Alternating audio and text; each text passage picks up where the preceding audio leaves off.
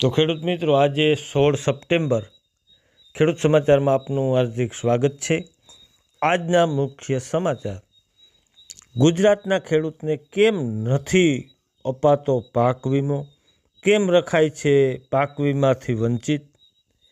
કોઈ પણ સામાન્ય ઉદ્યોગથી મોટા ઉદ્યોગ સુધી બધાને મળે છે વીમો.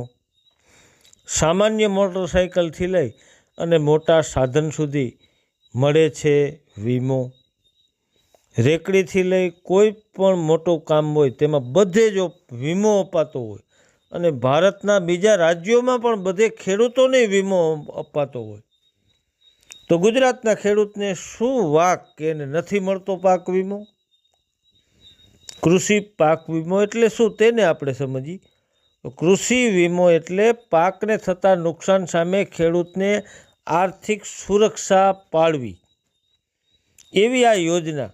જો કુદરતી આફત કે કોઈ પણ બીજા કારણોસર પાક જાય નિષ્ફળ, તો વીમાની રકમ જે મળતી હોય, ખેડૂતને આર્થિક સ્થિરતા મળતી હોય. તેથી તે ખેતીમાં ટેકનોલોજી અપનાવવાની હિંમત વધે અને ગ્રામ્ય તેમજ દેશનું અર્થતંત્ર મજબૂત થાય અને ખેડૂત સદ્ધર થાય. તો અમારી મોટી માંગ છે કે અમને પાક વીમો ક્યારે આપશો?